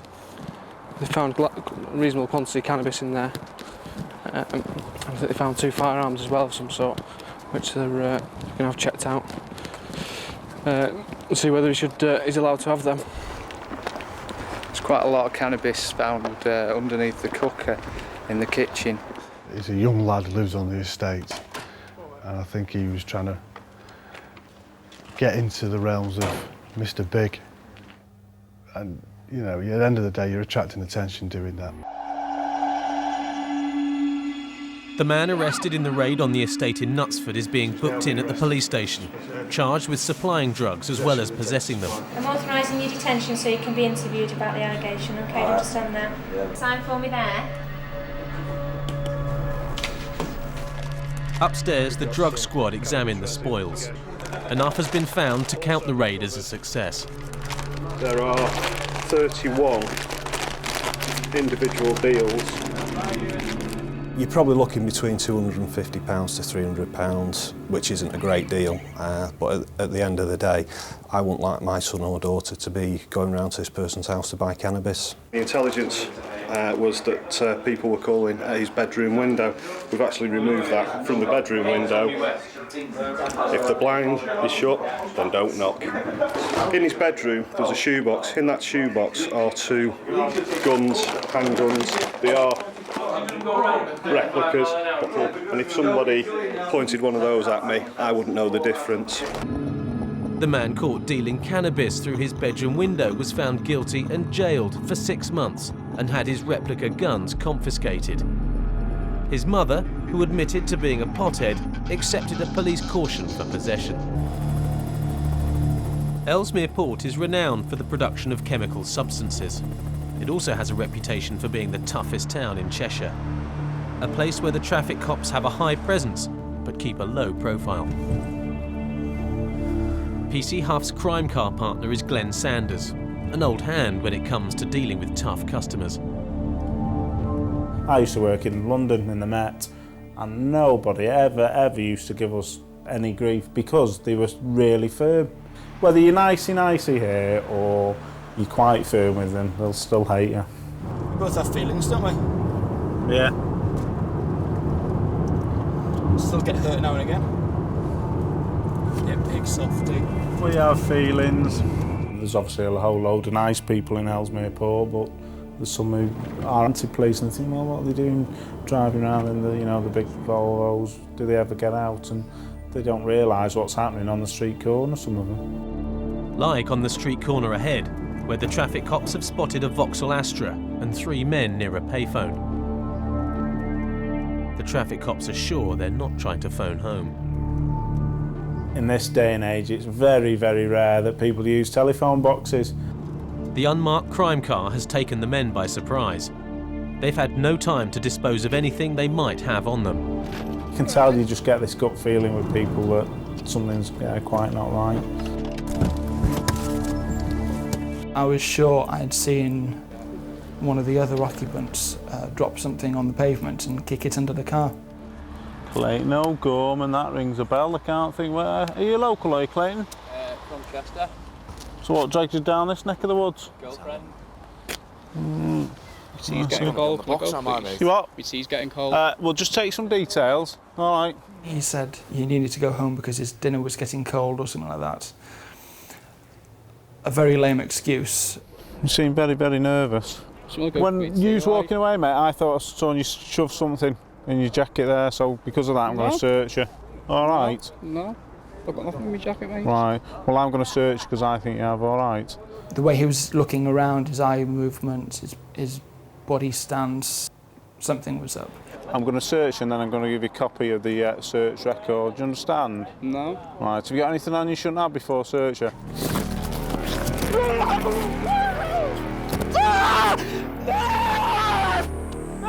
Neil, help me! Neil, help me, Neil! Neil, just 2 minutes, man! 2 minutes, Neil, help me! Help me! Neil, help me! Help me, Neil! Please! Stay back! Neil! Please, Neil! Neil! Please, Neil! Stay where you are! Neil! Give us your hand. Neil, please! Neil, help me! Neil, help me! Neil, help me! Neil, help me now! X-ray Alpha assistance, Milltown Road. X-ray Alpha assistance, Milltown Road. Please, gas, the back!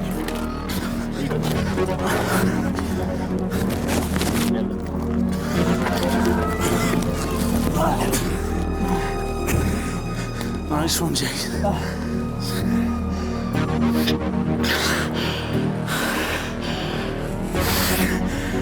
No. Oh. X-ray Alpha, can we have assistance? Pooltown Road. Assistance to X-ray Alpha, Pooltown Road, Norfolk Knowledge. Give me your hand. No. Give me your hand. Alone. Give me your hand. No. Give me your hand. No. Just get a cuff on it. He's not going anywhere. Whatever we did, it just wasn't working. Put him on the floor, tried to restrain him, got up. Put him on the floor again, still couldn't restrain him. His friends, I think, were getting quite... You could see it in their eyes, they were thinking of helping him. And I thought, this can't go on. You know, he was that strong that we had to do something else. So I thought the best thing was my gas. And it did have an effect on him. Unfortunately, it had an effect on Glenn as well. But Glenn stayed hold of him. He's like a terrier. Once he gets hold of something, it just take a lot to shake him off. The reason for the fierce struggle is becoming clear. A large quantity of drugs has been found. The man dropped them. You locked up all right? On suspicion of, with intent to supply a controlled drug. You don't have to say anything, but it may harm your defence if you fail to mention now. Something which you later rely on in court. All right? Okay, can you let me up now? No.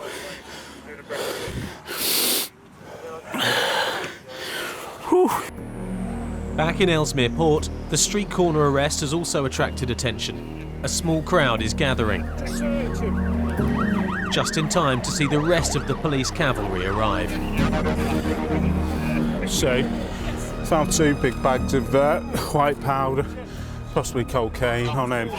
We haven't searched him yet, but it's come out of his pocket. You've still got them? Yes. Oh, dear me. Sorry, did I get you though? Big time. I did warn you. Oh yeah, when you did it, I got it full whack in the face, really. Obviously, I've had it before, so I'm reasonably used to it, whereas I think Mr. Boyle suffered a bit more than myself. Is this your money? It is, yes. Dollar money? Sorry? No, I work. Hey? I work. Where do you work? Leeds. God, I wish I got that well paid. Obviously pay. the wrong job, aren't I? More money. Was this Christmas pay as well? The man has got £700 on him. He claims he earned it honestly. Stand up.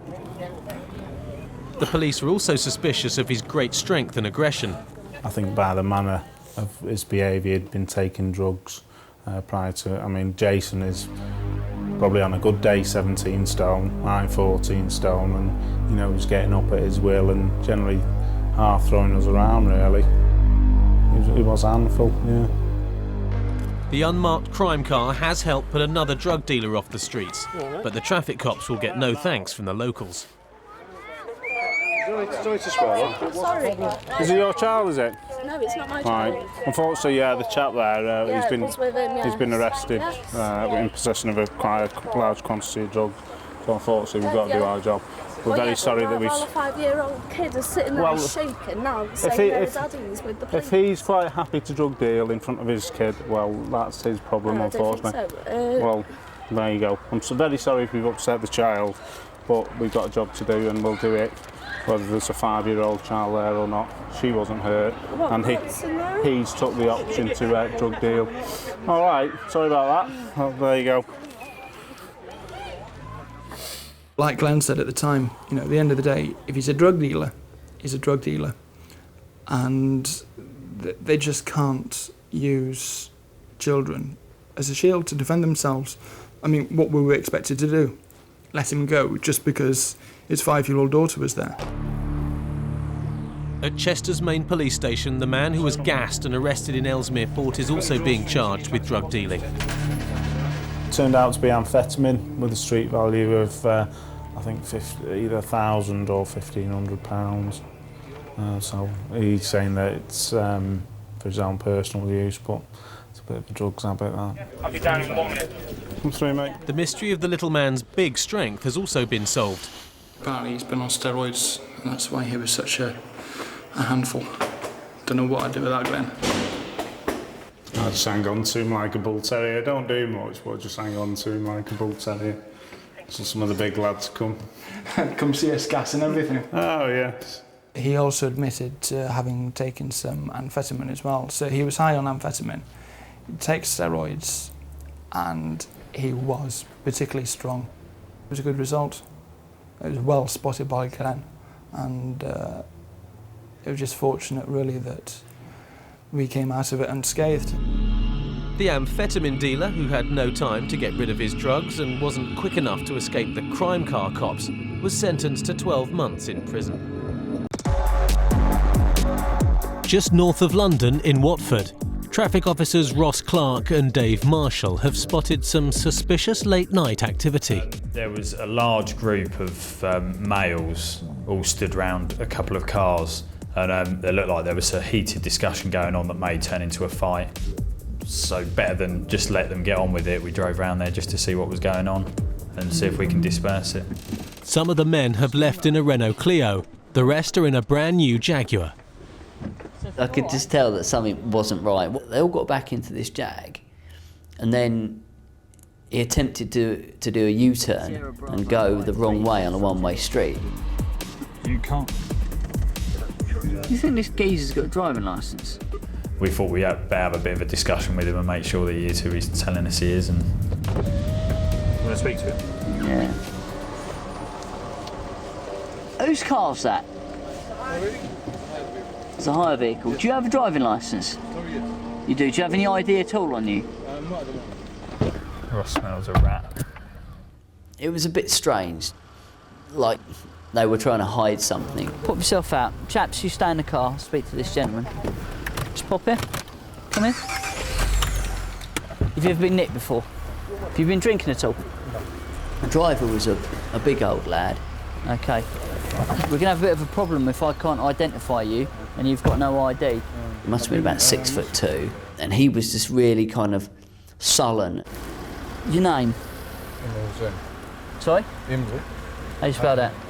I-M. I-M. R-U-L. Hussein. Always suspicious when people chew gum. You do me a favour, just spit your gum out. Blow towards me? Nothing at all. I've had a little bit, but not a long time ago. He had to bend quite far down to blow into my face, and he smelled of alcohol. Got any points on that licence? Couple. 2 points. Couple. What was that for? I can't exactly remember the time. Okay. All right, because of the manoeuvre you performed there. Manoeuvre? Yeah, doing a U-turn to go the wrong way down a one-way street, and you've just admitted having some alcohol. No, it's going to need you to blow into that for me. You need to take a deep breath and blow. Keep going, keep going. That's it. Pull the end off of that. Please. Alpha India November. First name is India Mike Romeo. What does that say? You failed, mate. All right, so you've blown 44, which is over the roadside limit. Is that a U or an L? Imrul. You. You. Oh. You are known to us like a lot. Just hang on, Can you mate. do me a favour? Can you just put them in your pocket? Just go to custody. What's that? On me? No, it's H jewelry. Yeah, give me the jewelry, innit?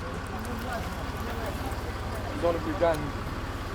Just give it to him. Can I take the jewelry? Yeah. Ross and Dave have got themselves a drink driver, but are pretty sure there's something else going on.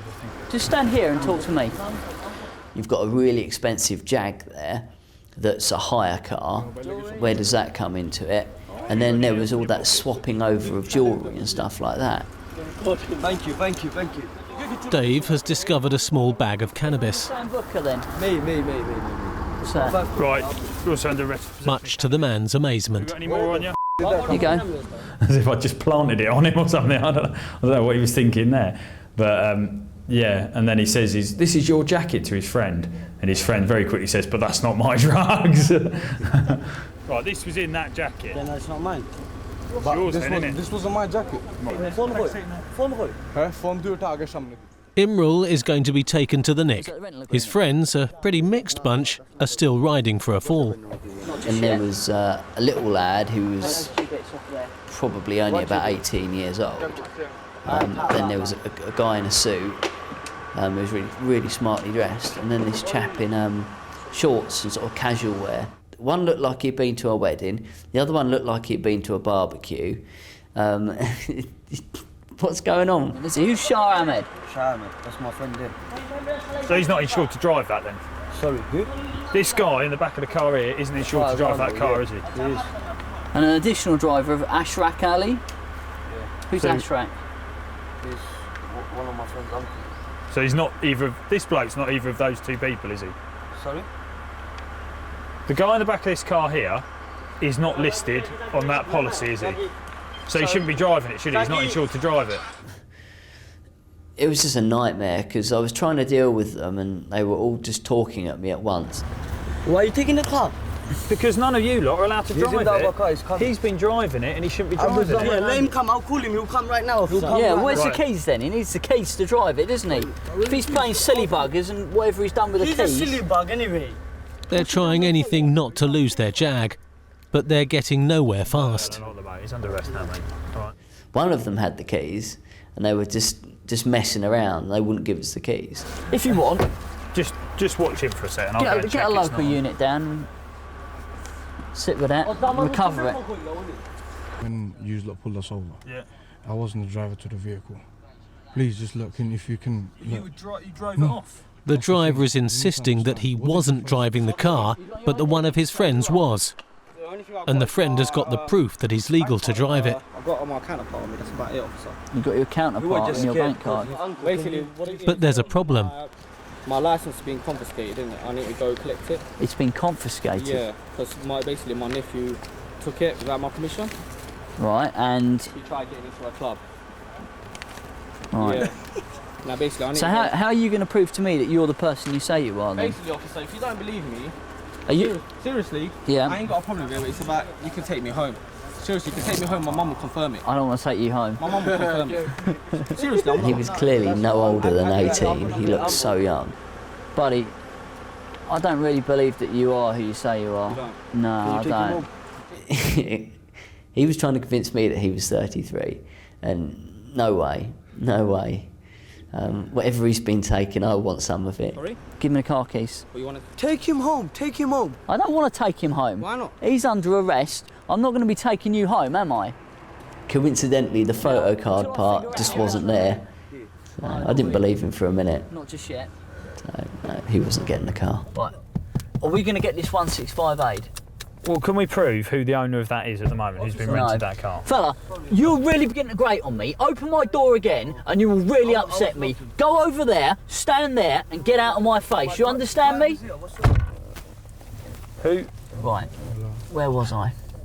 You were telling me who's got this car. Yeah, this little fella there reckons that he's the bloke on the hire agreement. Yeah. But he hasn't really produced to me any good ID, so I don't believe him. By all accounts, he's older than me, and look at him, he looks the youngest out of all of them, doesn't he? I was inside, they're not clear. So where's the bloke? bloke? I came outside, look, son, look, like I told you before, I'm talking like this right now, so it doesn't look like I'm talking to anyone. The man spilling the beans through gritted teeth. I cannot do anything. If I ever want to use them around, I cannot mess around with this you. When you lot came around and when you lot gave the directions. He was a bit like a ventriloquist dummy, wasn't he? He was sort of sat in the back of the car, just talking like this. He goes, I can't let them know I'm talking to you. And I was sort of, what are you doing? Look, they're not finding that in. They're not finding that in. I cannot say anything. If anything I'll get jumped by the whole of them. He's going, they'll beat me up if they know I'm talking to you. You sort of think to yourself, why? They don't know what you're saying to me. They can't be the world's best lip readers. It's 5 in the morning and backups arrive to supervise the recovery of the Jag and to disperse the young men. Their dumb friend, meanwhile, is going to custody. The only route out of that situation was him going to a police station, whether he liked it or not. And he could tell me everything under the sun, but the only way he was going was to that police station to do another breath test and to find out who he really was. Okay, it's come up 44 and 46. And we take the lowest reading, which was 44. And he gets what's called a statutory option if it's 40 to 50, where he can go for a blood sample instead of the breath test. And he chose to do that. If I put you in your cell here, a doctor will come out and take blood from you shortly. If I can remember which cell, it's 2. I think. It's this one. The man's got a problem with the sleeping arrangements. For some reason, there was a mattress in his cell which was a thin one, and he had to have a thick one. We want you to not have a comfortable night's sleep. Been on for a nearly 10 hours, 11 hours, and I just wanted to go home. And the easiest way to go home was just to give him the mattress he wants. Right. See you in a bit. Upstairs, after getting the results back from the man's fingerprint check, Ross has got some food for thought. We've been telling pork pies about who he is. He's a disqualified driver. And this is the second time he's been caught disqual driving. Yeah. And the third time drink driving, I think. Beautiful. And it's your face I'm looking for. When we actually found out who he was, his history was just as colourful as the other person that he said he was. Right, have you got a big rose on your back? A big rose? Rose. Yeah, death rose. Right, yeah, that's it. When we went into the cell to say, look, the game's up, we know who you are, your fingerprints have come back and you're disqualified. Is it Rajon? It's spelled Razon, man. You're disqualified driver? Yes. You're further under arrest for disqualified driving. He didn't even bother getting out of bed, he was just sort of there with the blanket pulled up and he's like, yeah, okay, that's me. Comes to them. It's 1 a.m. In Sheffield, PC Tim Scothen is on patrol. He's looking for trouble. I'm a very proactive person. I like to be out there finding people as and committing the crimes rather than picking up the pieces at the end of the day. Scothen is targeting Sheffield's inner city housing estates. This is where he likes to get up close and personal with people who like to drive around in the middle of the night. One of my tactics is to follow the vehicles to see if they make a first move. It doesn't take long. A young man in a white car who doesn't want Scothen on his tail.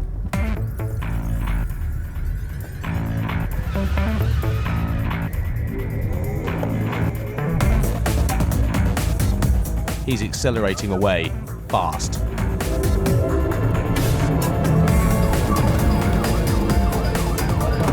From Tango Mike Charlie 4. Room Hall, white Audi 80 Coupe on Exeter Place. The young man is out and running. Failed to stop, one in running to Exeter Place. It was an absolute whippet. He stopped the car and he'd got a little bit of a head start on me. And he got out the car rapidly and run. I've never seen anyone run that quick. But when I come round the first corner, it was literally out of sight.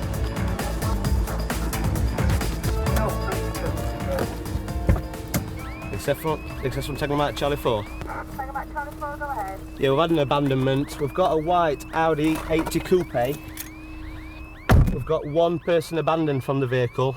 Black, 5'6", 18 years old, wearing a red vest. He's gone into the Exeter Place flats themselves. I've not pursuing it this time, have I?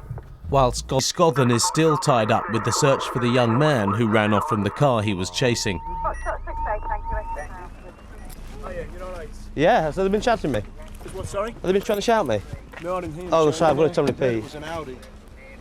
Just a white Audi and somebody's bailed out. Yeah, we've got a black lad, about 18-year-old, wearing the old vest. Well, we'll go down that way, we'll start Okay, I mean, we're 10 minutes in, so to incident, so it could have got anywhere, but yeah.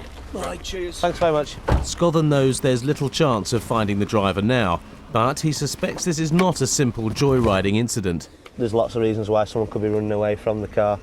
There's could be disqualified, even though it's got the keys, I mean, say it's not stolen. The answer soon becomes clear. Heavy smell of cannabis in the car, as you can see that. It's quite a large cannabis bush. So he's all in a nice little box that's supposed to have some Kodak pictures. There's a set of scale swaying drugs. We've obviously clearly got our drugs dealer here that's decided to run, having some drugs on board. So it may have had.